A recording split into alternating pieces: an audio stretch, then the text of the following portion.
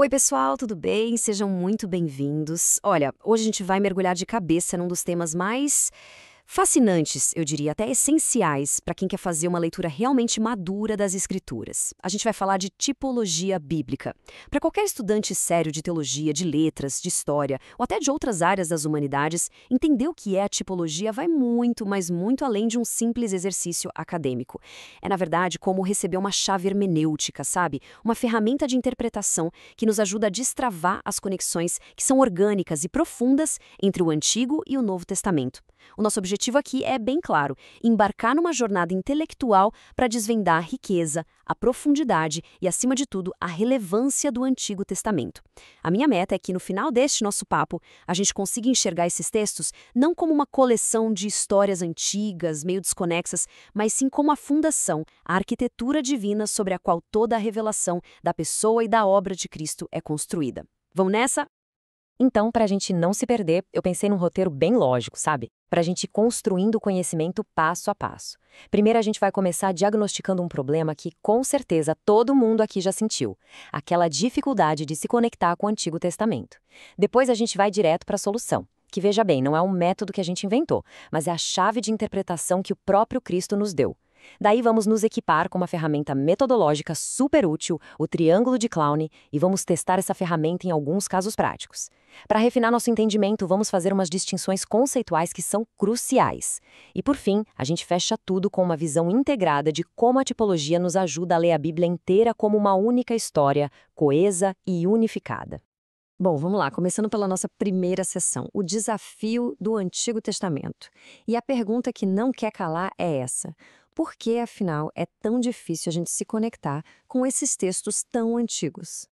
Essa é a pergunta de US$ 1 milhão, não é? Existe um sentimento, eu diria que quase universal, até mesmo entre quem lê a Bíblia com frequência, de um certo estranhamento ao ler o Antigo Testamento. Fala a verdade, quando a gente abre um livro como Levítico, com todas aquelas leis cerimoniais, ou números com censos, jornadas no deserto, a pergunta que vem na cabeça é: tá, mas o que isso tem a ver comigo hoje? E olha, essa sensação é totalmente compreensível. A gente está lidando com um abismo de verdade, uma distância cultural gigantesca, com costumes, visões de mundo e estruturas sociais que são muito diferentes das nossas. Tem uma distância histórica de milênios, uma distância linguística de textos em hebraico, aramaico e, para muita gente, até uma distância teológica, onde o retrato de Deus pode parecer, numa primeira leitura, um pouco diferente daquele que a gente vê em Jesus. O nosso desafio, então, é esse: como é que a gente constrói uma ponte sobre esse abismo para encontrar uma relevância que seja genuína, que vá além da curiosidade histórica e que realmente alimente nossa vida, tanto intelectual quanto espiritual? E aí, diante desse desafio todo, é super natural que a gente busque atalhos, né? Estratégias para simplificar a leitura. Ao longo da história da igreja e na prática de muita gente hoje em dia, surgiram várias abordagens. O problema é que muitas dessas estratégias, por mais bem intencionadas que sejam, acabam, achatando a mensagem. Elas até tiram uma liçãozinha aqui e outra ali, mas perdem a riqueza, a unidade, a trajetória da grande história da redenção que a Bíblia está contando. Vamos dar uma olhada em algumas dessas abordagens que acabam se mostrando insuficientes, justamente porque elas tentam funcionar sem a chave de interpretação correta? Vamos analisar com calma cada um desses caminhos. O primeiro, e talvez o mais comum, é simplesmente desistir do Antigo Testamento e focar só no Novo. Parece mais fácil, né? Mais direto. Mas isso é como tentar entender um filme super complexo assistindo só os últimos 30 minutos. A gente perde todo o desenvolvimento da trama, a apresentação dos personagens, dos conflitos. Não faz sentido. O segundo caminho é o da moralização. A gente pega histórias complexas, tipo a de Davi e Batseba, e reduz a uma lição simplista: não cometa adultério. A lição é válida? Claro que é. Mas a história é infinitamente mais rica que isso. É sobre poder, arrependimento, graça, as consequências do pecado na linhagem do próprio Messias. A terceira abordagem é a do historicismo. Ela é a Bíblia como se fosse só um livro de história, secular. Valoriza os fatos, a precisão, mas esteriliza o texto. Tira dele o seu propósito maior, que é ser a revelação de Deus na história. A quarta via é buscar só lições atemporais sobre Deus. A gente aprende que Deus é fiel, Deus é justo. De novo, são verdades importantes, mas a gente perde de vista que o Antigo Testamento não revela Deus de forma abstrata. Ele se revela em ações concretas na história de Israel, num plano que avança, que progride em direção a um clímax. E, por fim, tem a busca por segredos ocultos. É uma abordagem alegórica descontrolada, que transforma cada detalhe num código secreto. Isso leva a um subjetivismo total, onde o texto pode significar qualquer coisa que o leitor quiser. Sabe qual é o ponto crucial? O que conecta a falha de todas essas abordagens? É uma coisa só. Elas são métodos que nós, os leitores, tentamos impor ao texto, de fora para dentro. São tentativas humanas de resolver um problema que é divino. Elas falham porque ignoram ou aplicam de um jeito todo torto a chave hermenêutica que a própria Escritura nos entrega. E o mais fascinante é que essa chave não é um método complexo criado por teólogos séculos depois. É uma perspectiva, um jeito de ler que foi ensinado e demonstrado pela figura central de toda a narrativa bíblica. E aqui a gente chega no ponto de virada de toda a nossa conversa. Esse momento que o Lucas narra no evangelho dele é fundamental. Pensa no cenário, Cristo ressuscitou. É o clímax da história. E o que ele faz? Ele vira um professor de hermenêutica. No caminho de Emaús e depois para os discípulos reunidos, ele abre as escrituras e mostra como interpretar. E reparem na abrangência do que ele fala. Ele menciona a lei de Moisés, a Torá, os profetas, os Neviim, e os salmos, que representam a terceira parte do cânon hebraico, os escritos ou Ketuvim. Ou seja, ele está falando do Antigo Testamento inteiro. E a tese central da aula dele é: tudo isso foi escrito a meu respeito. Ele se coloca como o centro, o cumprimento, o objetivo para onde toda a história anterior estava apontando. Essa é a chave. Então, para a gente fechar esta primeira sessão, o diagnóstico está claro. O desafio de ler o Antigo Testamento é real, sim. As nossas tentativas de torná-lo relevante com nossos próprios métodos, seja ignorando, moralizando, alegorizando, no fim das contas são insuficientes e até infiéis ao texto. A solução não está em um novo método humano, mas em redescobrir a chave hermenêutica divina, apontada e ensinada pelo próprio Cristo. Ler todo o Antigo Testamento como um testemunho divinamente inspirado que encontra seu foco e cumprimento nele. Beleza. Vamos avançar agora para a segunda sessão, a chave hermenêutica de Cristo. Se na primeira parte a gente encontrou a chave, agora a gente precisa aprender como ela funciona, né? Como encaixar na fechadura para abrir o texto. Nesta sessão, a gente vai explorar em detalhe o método que Jesus ensinou e que os apóstolos e os autores do Novo Testamento aplicaram de forma consistente: a interpretação tipológica. Vamos aprofundar um pouquinho mais essa declaração de Jesus em Lucas 24. Quando ele menciona a lei, os profetas e os escritos, ele está se referindo à totalidade do que a gente chama de Antigo Testamento, segundo a organização judaica da época. A Torá, a lei, não são só os 10 mandamentos, mas toda a narrativa de Gênesis a Deuteronômio. Os profetas incluem não só livros como Isaías e Jeremias, mas também os livros históricos como Josué, Juízes e Reis. E os escritos representados aqui pelos Salmos englobam a literatura de sabedoria, a poesia e outras narrativas. O que Jesus está dizendo é que o enredo principal, a linha que costura todas essas seções e gêneros literários diferentes, é uma só. A história que culmina na necessidade do seu sofrimento e na certeza da sua glória que viria depois.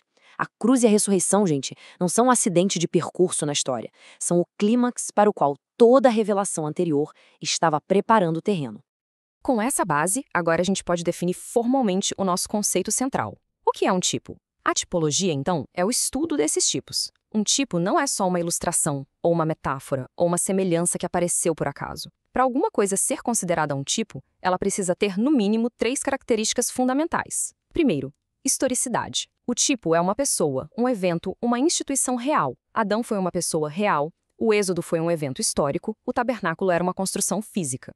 A tipologia se baseia na história, ponto. Segundo, desígnio divino. A correspondência entre o tipo e o seu cumprimento não é uma coincidência que a gente descobre, mas um padrão que Deus intencionalmente colocou na história. Deus, como autor da história, a escreveu com esses padrões. E terceiro, escalonamento. O tipo é sempre uma sombra de uma realidade maior, mais substancial, que está por vir. O antítipo, que geralmente é Cristo ou uma realidade do Evangelho, é sempre maior, mais glorioso que o tipo. Pensem no sacerdócio levítico. Era real, histórico, funcional, mas era uma sombra que apontava para a substância, o sacerdócio perfeito, eterno e superior de Cristo. Esse ponto aqui é crucial para a gente entender a legitimidade desse método.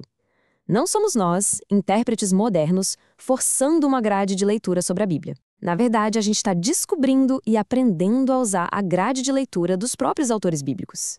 Quando o apóstolo Paulo, lá em 1 Coríntios 5, chama Cristo de nosso Cordeiro Pascual, ele está fazendo uma exegese tipológica. Quando, em Romanos 5, ele faz um paralelo entre Adão e Cristo, ele está pensando tipologicamente. Quando o autor de Hebreus passa capítulos inteiros mostrando como o tabernáculo, os sacrifícios, o sacerdócio, tudo isso era sombra da obra de Cristo, isso é um tratado de tipologia. Eles estavam seguindo o exemplo de Jesus e sendo guiados pelo Espírito Santo, que, como Jesus prometeu em João 16, os guiaria a toda a verdade, revelando o significado mais profundo das Escrituras, à luz da vinda de Cristo.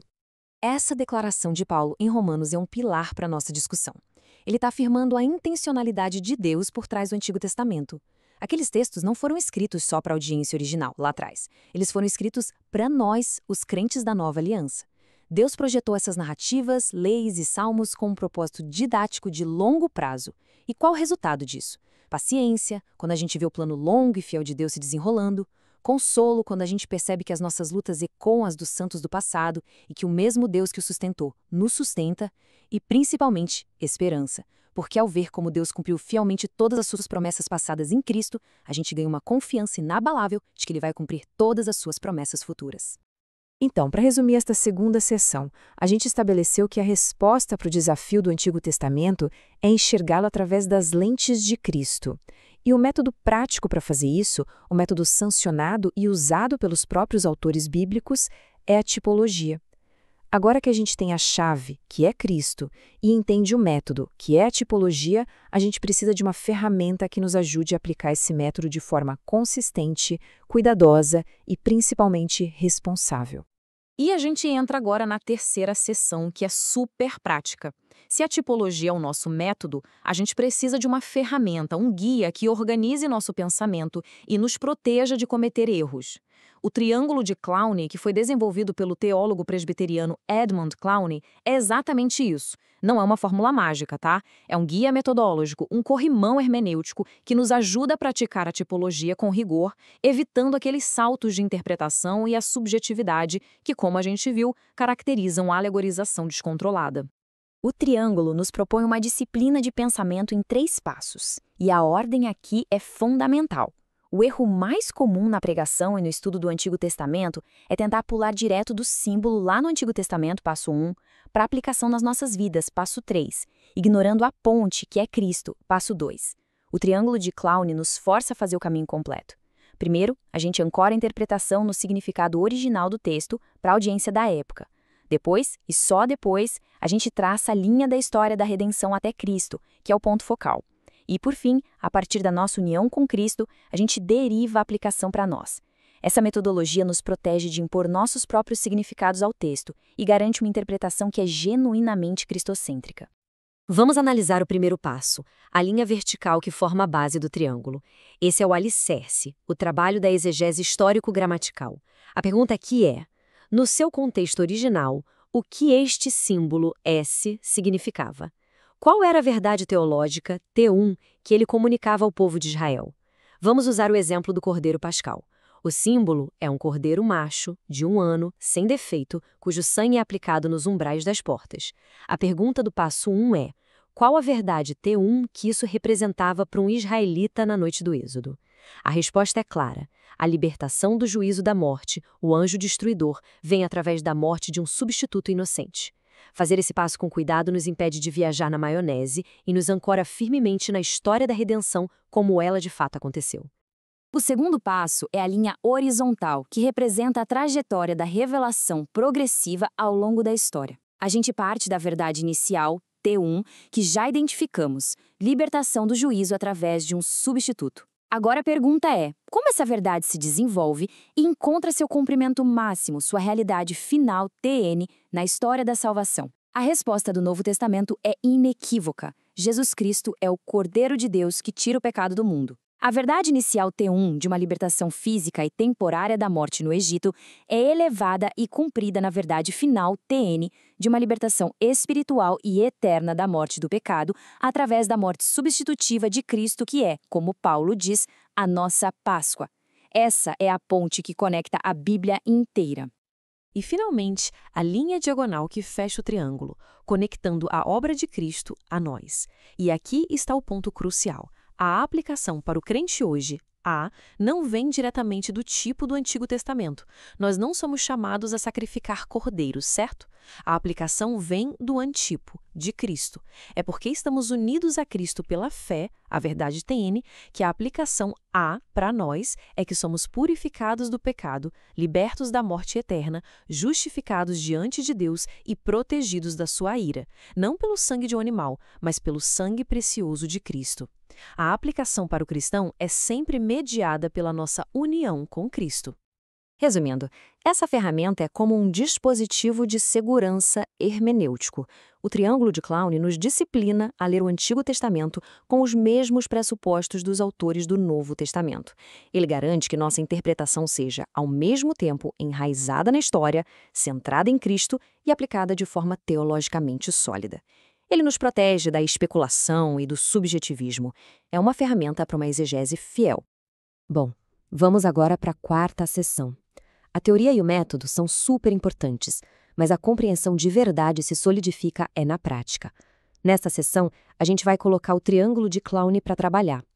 Vamos analisar 2 casos clássicos do Antigo Testamento para mostrar o poder e a clareza que essa ferramenta pode trazer para a nossa leitura, transformando passagens que poderiam parecer estranhas em fontes riquíssimas de insights sobre o Evangelho. Nosso primeiro caso é a história da serpente de bronze, lá em Números 21. É uma narrativa um tanto bizarra à primeira vista, convenhamos. O povo peca, é julgado com serpentes venenosas, e a solução de Deus é que Moisés ergue uma serpente de bronze numa haste. Vamos aplicar o triângulo. Passo 1, ST1. O símbolo S é a serpente de bronze na haste. A verdade inicial T1 para Israel no deserto era um paradoxo. Para ser curado do veneno mortal, era preciso olhar com fé para o próprio símbolo da maldição e do juízo que os afligia. A cura vinha ao se identificar com o problema levantado por Deus. Passo 2, T1, TN. A ponte histórica nos leva direto a Cristo. Em Gálatas 3, Paulo diz que Cristo se fez maldição por nós. Na cruz, ele se tornou o símbolo do nosso pecado e da maldição divina sobre ele. Ele foi levantado assim como a serpente. Passo 3, TNA.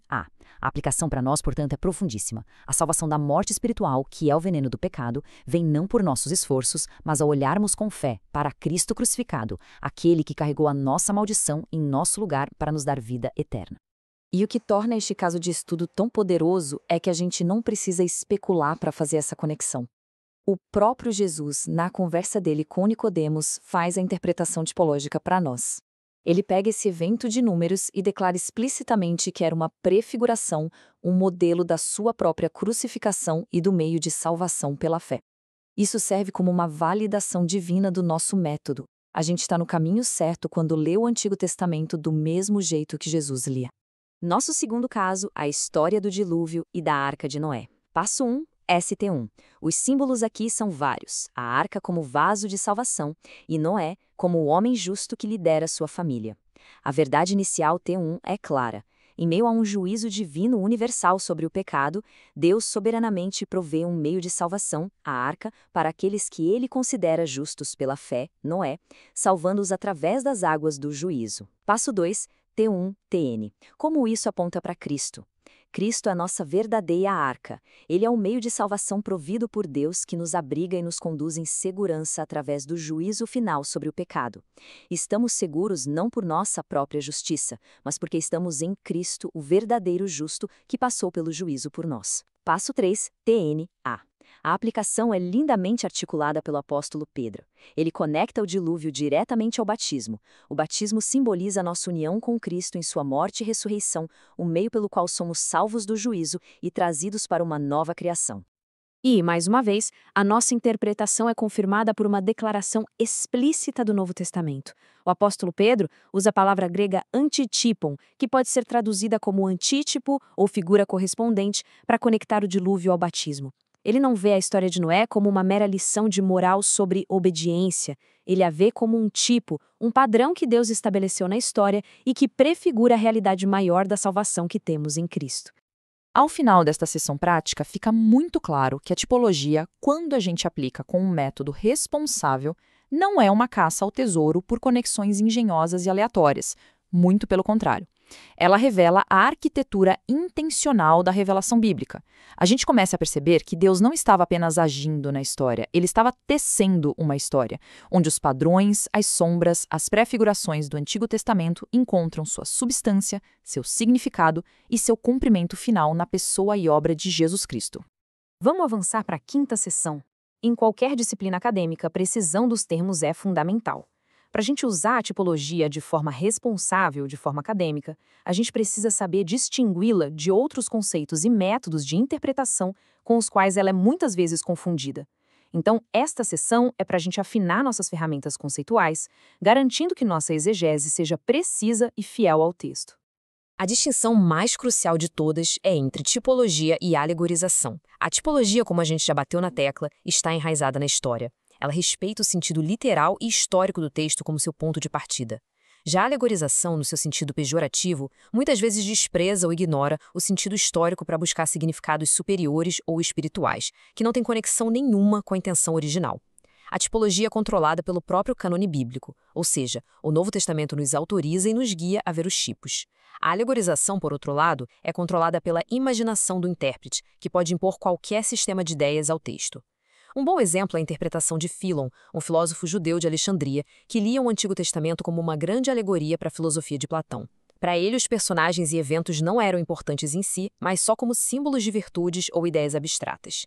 Isso é muito diferente do que Paulo faz em Gálatas 4. Embora ele use a palavra alegoria, ele faz isso de um jeito que ainda está firmemente enraizado na história de Sara e Agar e no desenrolar da história da aliança.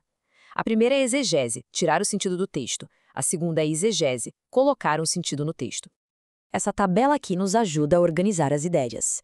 Uma analogia é uma comparação simples em um único nível. Quando Paulo diz que devemos ter uma fé como a de Abraão, ele está fazendo uma analogia. Um símbolo já opera em dois níveis. Um objeto ou ação terrena aponta para uma realidade divina. O pão no tabernáculo, por exemplo, simbolizava a provisão constante de Deus para o seu povo.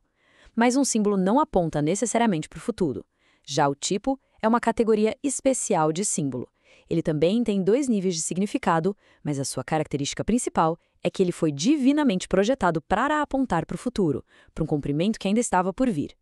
O Cordeiro Pascal não simbolizava apenas a redenção naquele momento, ele apontava para a redenção final em Cristo. E, finalmente, a profecia é uma predição primariamente verbal. Isaías 53 não é um tipo, é uma profecia verbal direta sobre o servo sofredor. Entender essas nuances nos permite apreciar a rica e variada tapeçaria de como o Antigo Testamento se conecta com o Novo. Então, para resumir essa sessão, a precisão conceitual não é um exercício de pedantismo acadêmico, não é para ser chato, é uma questão de fidelidade exegética. Quando a gente distingue claramente entre essas categorias, nós nos equipamos para interpretar a Escritura com o mesmo cuidado, respeito e rigor que os apóstolos demonstraram. E assim, a gente honra a intenção divina e a integridade do texto bíblico. E chegamos então à nossa última sessão.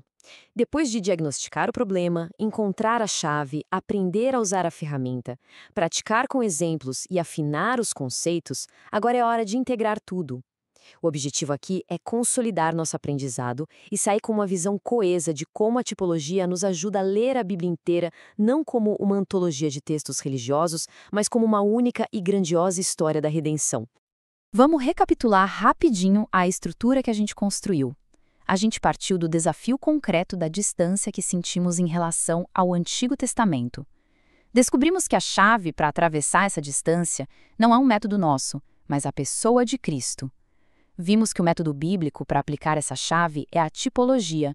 Nos equipamos com o triângulo de Clown como um guia para fazer isso de forma responsável e, finalmente, aprendemos a importância da precisão, distinguindo a tipologia de outros conceitos. Esses são os pilares de uma hermenêutica cristocêntrica e fiel. Olha, toda ferramenta poderosa exige sabedoria e limites de segurança no seu uso. A tipologia não é exceção. Para uma prática saudável, a gente precisa de alguns corrimãos hermenêuticos. Primeiro, compatibilidade. O nosso entendimento do significado do tipo não pode contradizer ou ignorar o seu significado original lá no contexto do Antigo Testamento. O passo 1 do triângulo de Clown nos protege disso. Segundo, a tipologia não é uma fonte para criar novas doutrinas. Ela serve para iluminar, aprofundar, colorir doutrinas que já estão claramente estabelecidas em outras partes da Escritura, especialmente no Novo Testamento. Ela confirma, ela não cria. Terceiro, a tipologia não é uma bola de cristal. Sua função é nos ajudar a olhar para trás, para ver como o passado se cumpriu em Cristo. Ela não deve ser usada para especular sobre detalhes de eventos futuros. Esses limites garantem que a gente use a ferramenta com sabedoria e com prudência. E este, gente, é o propósito final de tudo que a gente discutiu. A hermenêutica tipológica não é um parquinho para exibicionismo intelectual, sabe? Pra gente ficar descobrindo conexões que ninguém nunca viu. O objetivo último é doxológico, ou seja, visa a glória de Deus. O fim de todo esse estudo é nos levar a um maior maravilhamento, a uma maior adoração diante da pessoa e da obra de Cristo. É ver com mais clareza como toda a história, cada sombra, cada sacrifício e cada prefiguração foi divinamente orquestrada para convergir nele, revelando a magnificência do seu plano redentor. E assim, a gente encerra nossa análise não com um ponto final, mas com uma provocação e um convite. De posse dessa chave, que é Cristo, e dessa ferramenta, o triângulo de Clowney, o Antigo Testamento se abre diante de nós não mais como um livro selado ou um deserto árido, mas como um campo vasto e rico, repleto de caminhos que levam a Cristo. A questão que fica para nós não é mais o Antigo Testamento é relevante. A questão agora é onde mais na riqueza do Antigo Testamento, na história de José, na vida de Davi, na arquitetura do templo, onde mais podemos descobrir as glórias do nosso Redentor? Que essa pergunta impulsione nossos estudos, nossa pesquisa e, acima de tudo, a nossa devoção.